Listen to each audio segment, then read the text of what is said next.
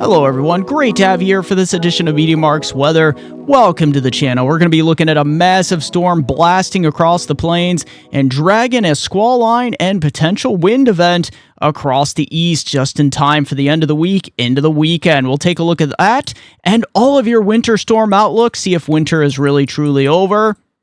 And we'll also take a look at your tropics here. There's some interesting features that look a little bit ominous. We'll also take a look at your rainfall outlook here for the Caribbean, Central America, and the Western Atlantic. Let's get into it. All right, so let's take a look at our future radar first. To kick this off, we'll see what the overall pattern's looking like. We are going to have some areas across the east here that may have some wintry precipitation as we had there 7 p.m. on Wednesday. So Cleveland may have a few showers, you know, especially after sunset here. North central Pennsylvania into the southern tier of New York, Catskill area. We could have these areas that billow up some kind of almost like convective snow showers and mixed precipitation mixed with rain, especially in the valleys.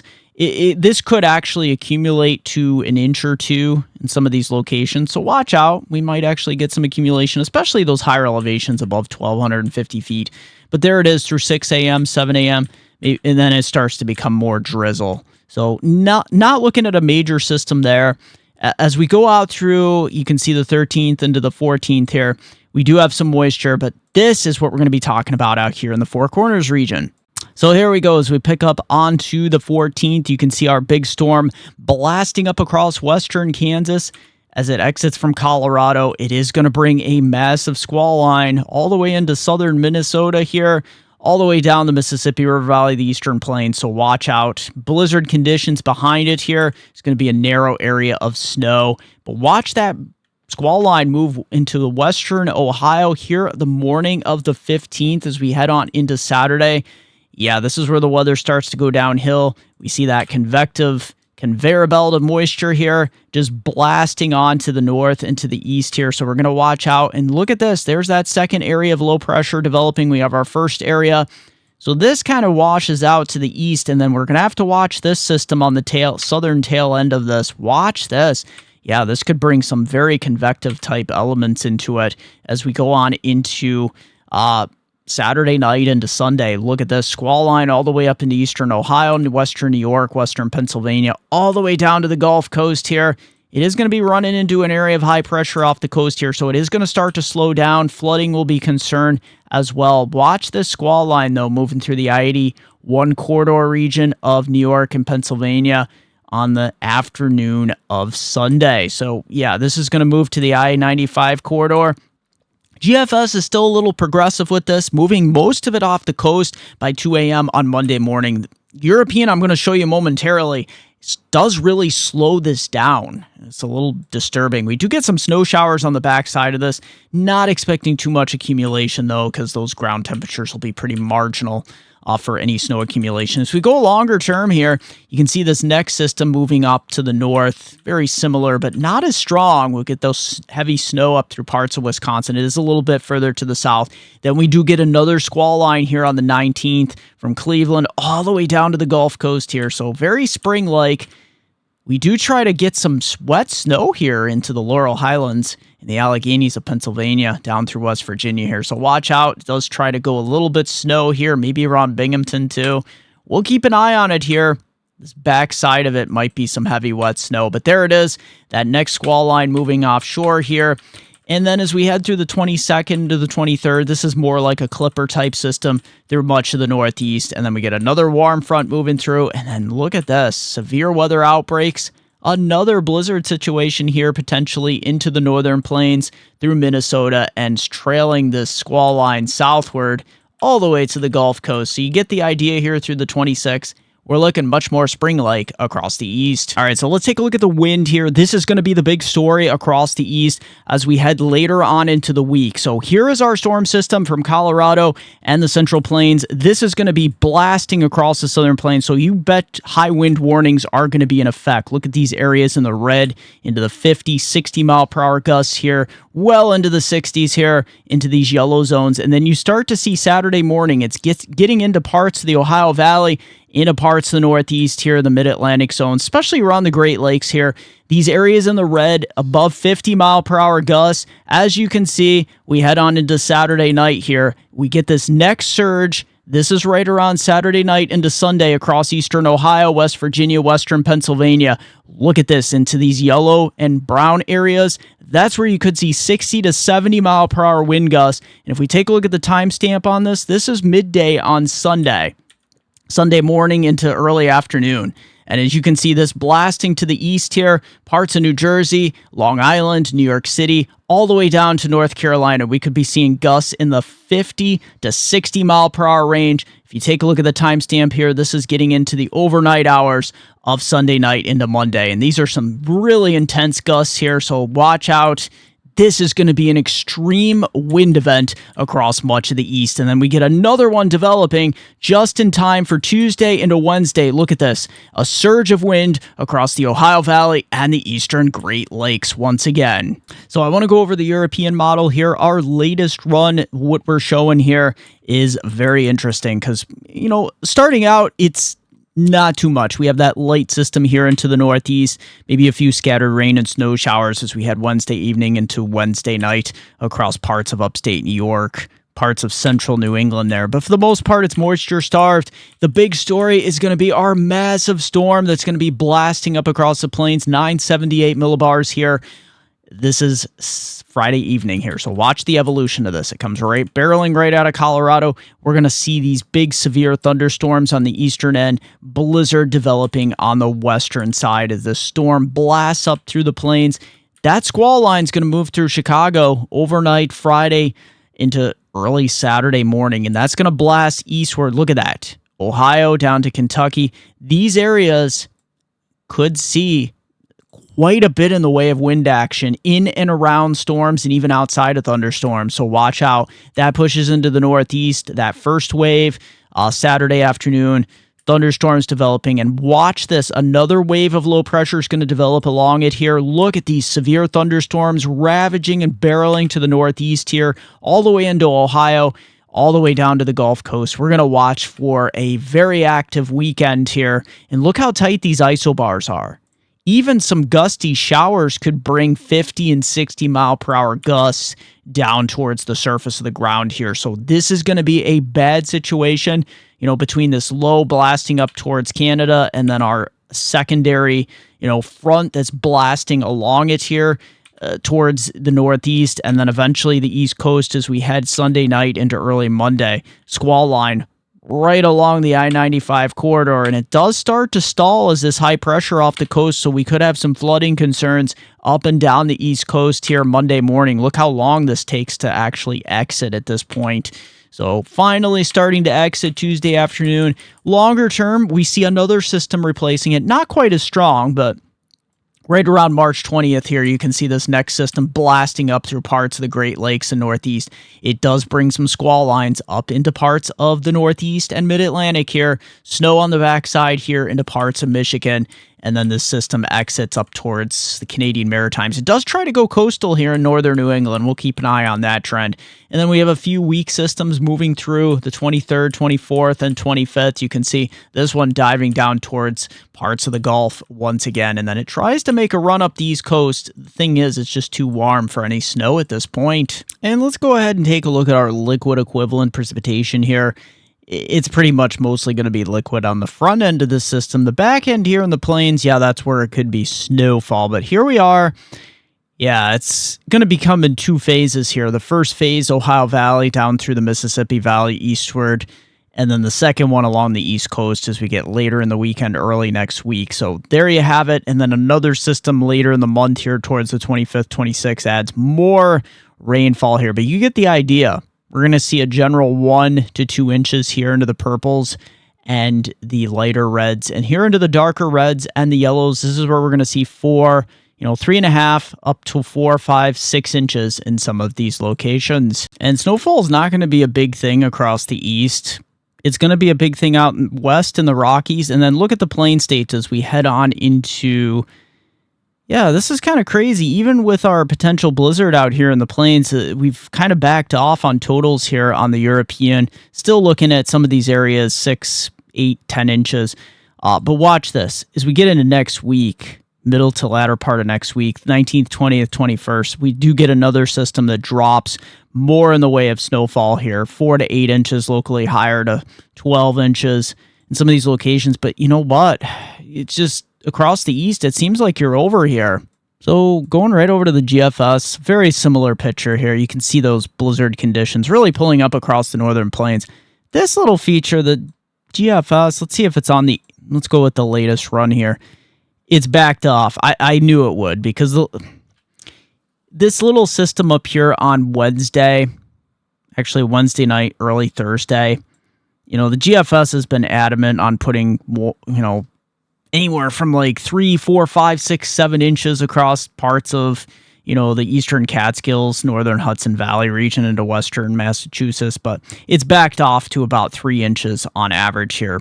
So I had a feeling that would happen. And then look at this, right around Thursday the 20th, adding more right around the Catskills here. So we'll have to keep an eye on that. But for the most part, the east is void of snow. All right, so let's take a look at our latest run here, our upper air weather pattern. It's just a firecracker ridge across the east. But here's our Friday storm. There it is, a big ball of energy just blasting up through Canada there. On the east end of this, it kind of moves through the east here as a lighter trough, but still it's going to be a big wind and storm event here. So watch out. Ridge builds next week once again. And then as we get through Thursday into Friday next week, 20th into the 21st, that lifts out to the northeast with a huge firecracker ridge building for the last week of March, just in time for the first day of spring. Look at that across the east. So our NAO index, it doesn't look that impressive, but it is, it's negative right now. It's going towards, looks like a neutral phase right around 0. So, anything can happen at this point. And if we look at the MJO index, it's not really impressive. Yeah, we're kind of in an active area right now between phase 1 and 2, but we're quickly going towards phase 3 and 4, which are much quieter, which means quieter weather, warmer weather, less stormy action could be on the way come later March. Let's take a look at our polar vortex watch here. Yeah, this is going to be a thing as we continue through March here. Now, we do get some pieces of it breaking off. You can see it's in the north central part of Europe here as we head through the mid part of the month, 15th into the 16th. But look at this. You see these warmer colors? It's pretty much void of North America at this point. You do see pieces of it over here into Asia and Europe. But then we do start to see evidence right around the 26th. See this little piece here into north central part of Canada? That's something we'll have to keep an eye on. It's these little pieces that are left that could cause some cold conditions.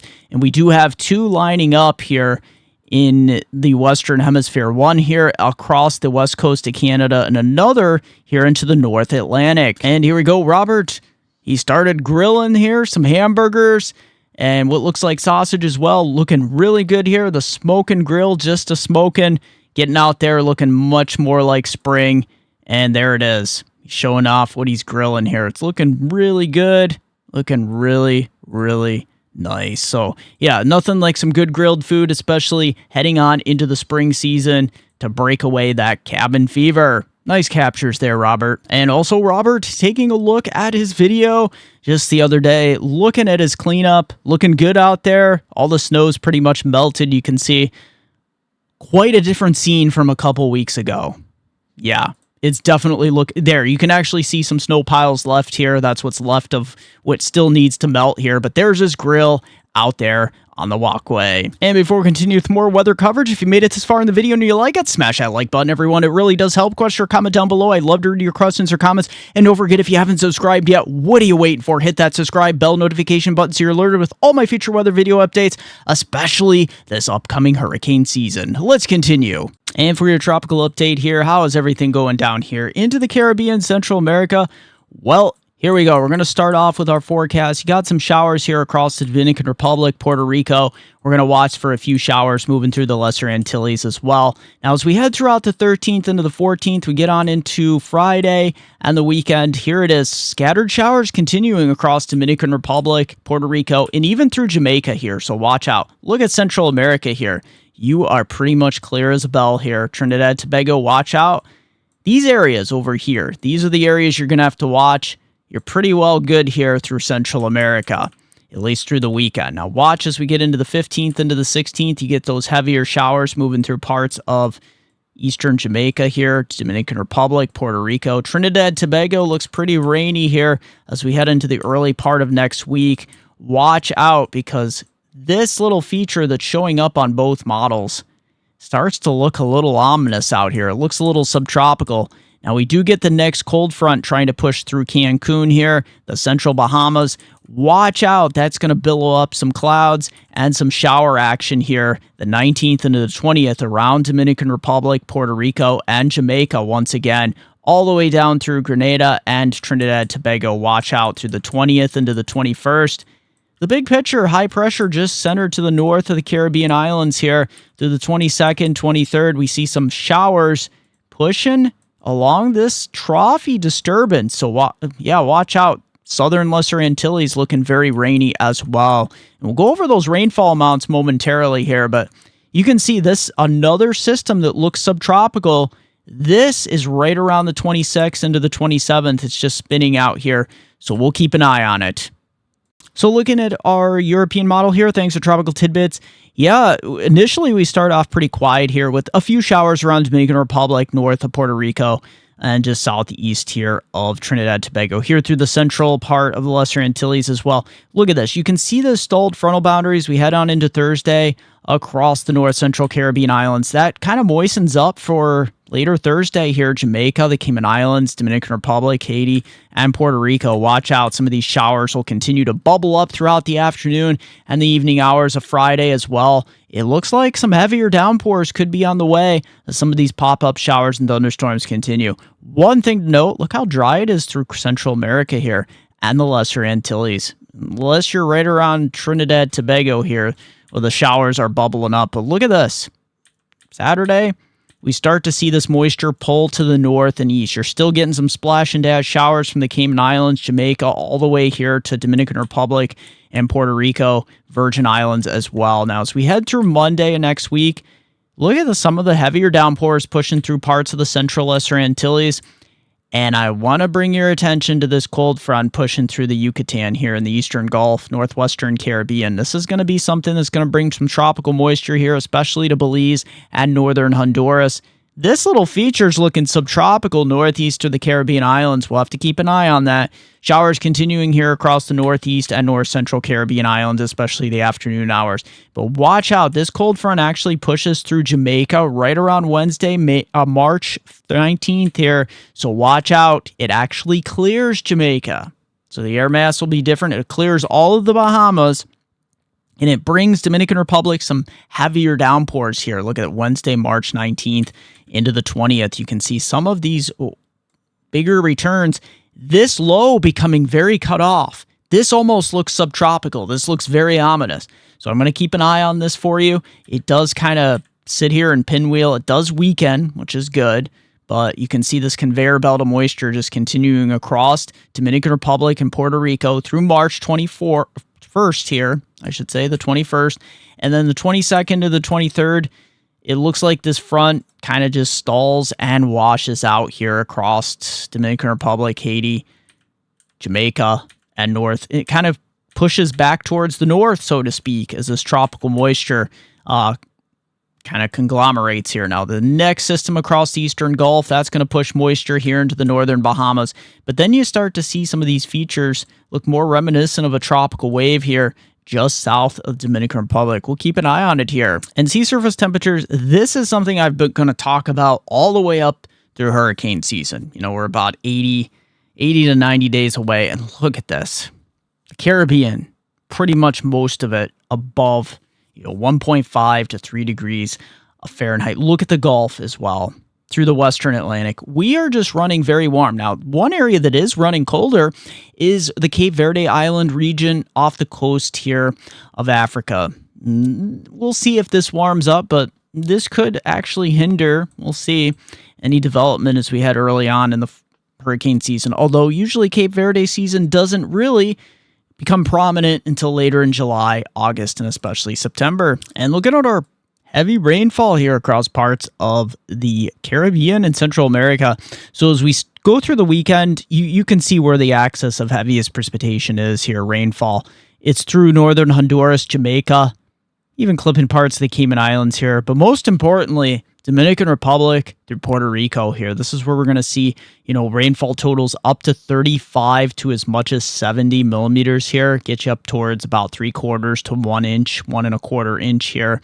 Jamaica, averaging right around 28 to 35 millimeters here. So as we get into next week, look at this. Yeah, we add a little bit here in Jamaica, but not much. So we'll get some showers. Look at Dominican Republic, though, especially the higher terrain. This is where you could see upwards of 60 to 110 millimeters plus. Puerto Rico as well. Watch out. You'll be getting up to upwards of 3 to 4 inches. And northern Honduras here, look at this. You could be approaching 90 to 120 millimeters here, so watch out. And here we are into the Eastern Caribbean. There it is, just picking up where we left off. Puerto Rico, Dominican Republic. Look at the Lesser Antilles, though. I just want to take you back a little bit here. Through the first part of the forecast period through this weekend, not much. Trinidad, Tobago, you could eke out 20 to 30 millimeters here, but watch as we go further into next week and the week after. This is where things really start to moisten up. We get that northeasterly flow here, and we start to ramp it up towards 50 to 90 millimeters here on average. All right, so for Canadian weather outlook, it actually does start off kind of quiet, except around the edges. Southwest British Columbia, the Canadian Maritimes region here, some snow showers and heavier snow.